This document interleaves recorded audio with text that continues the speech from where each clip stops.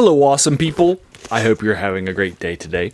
Today I'm taking a look at the 1934 short story called From Beyond by H.P. Lovecraft, which he published just a few years before his death at the height of his writing career.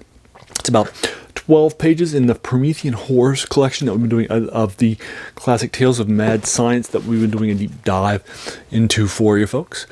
So we're going to be taking a look at this next story. It's about 12 pages in this collection. I knocked it out last night in about, it was less than 20 minutes, like 17 or 18 minutes.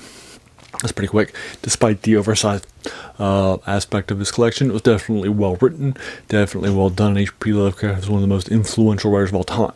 I got into H.P. Lovecraft in college, and I was reading a lot of his stuff.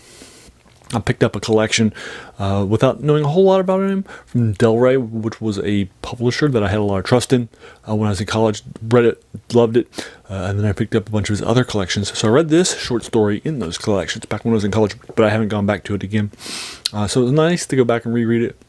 When I was reading it, I was reminded of Arthur Monckens's The Great God Pan, which I've also reviewed for you too, which also has a similar theme to this one's, which is and that's one of his best known and probably best work that he's ever done, and many consider it to be one of the best horror short stories of all time. So being compared to that, it's probably a good thing for H.P. Lovecraft's From Beyond.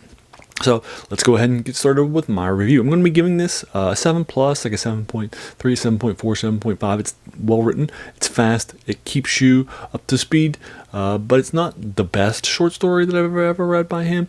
Although he's at his peak and it's definitely some fun stuff. You know, I gave like 9s and 10s to some of his previous short stories, but it's fun. It's definitely well written, but it's more like a 7.3 or 7.4 that I'm writing down to a 7 point properly. Basically, what's happening, as a spoiler free, our point of view character is a long friend of somebody who is and as you can tell from the collection, is a bad scientist, and so. He hasn't been seen in a while. When he goes back and sees him, and after a couple of months, his friend has changed completely and is a very different person. And then he's brought back after, and so we see what's going on in this person's life, and how his things have changed, and what he starts to say that he's discovered. And so he'll give a little speech, and then after the speech, we'll move on with the rest of it. And then there's a second speech later on, near the end. I feel like there's a lot of speeching and a lot of like action in this, so it's one of the reasons why I'm knocking it down a little bit, and so forth. But anyway, it's fun. I enjoyed it. I like the twist ending too that happened. I definitely enjoyed it a lot. But it definitely feels like it's in the shadow of Arthur Monckens's The Great God Pan. Right, The Great God Pan is such a great, strong short story, and this feels like it's just playing into the same beats as that short story does, with all the same sort of concepts and central themes and so forth, and it just feels like it's in its shadow. It doesn't step outside of it to really, tread in any new ground.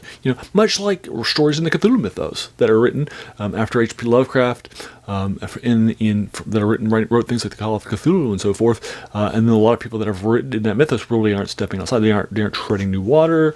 They're just infusing the story in the same location in New England with the same characters and beats and books and locations and antagonists like Cthulhu or the Deep Ones or the Necronomicon, right? They're not adding anything, and they don't have anything new to say, right? And that happens a lot, right? And I've reviewed a lot of short stories and read a lot of short stories in the Cthulhu mythos that do the same thing with Lovecraft's work. Well, I think that Lovecraft is doing the same thing with Monckens' great work too. I don't think he's adding anything to the beat that was established there, but I liked it. I enjoyed it, and it didn't take that much of your time. I'll find this for you online so you can read it for free if you're not interested in checking out this collection, which I'll also link to you in my comments below. If you enjoyed this video, hey, why not hit that subscribe button? There should be a lot more of these to follow. Also, as a reminder, the title of this video, The Worst Thing About New Books, is a French philosopher named Jacques Joubert, who said that the worst thing about new books was that they kept us from reading the old ones. So a short story that was published in 1934, almost 100 years ago, is definitely an older work. So that's sort of the things I'd like to go back and read for you and let you know what my thoughts are about it. If you like this video, again, thank you so much for taking some time out of your day and investing it and watching my video. We all have so many things that are happening in our lives, and we're pulled in so many different directions. So the fact that you spent this time with me is incredibly humbling, and I appreciate it. So thanks again, and have an amazing day.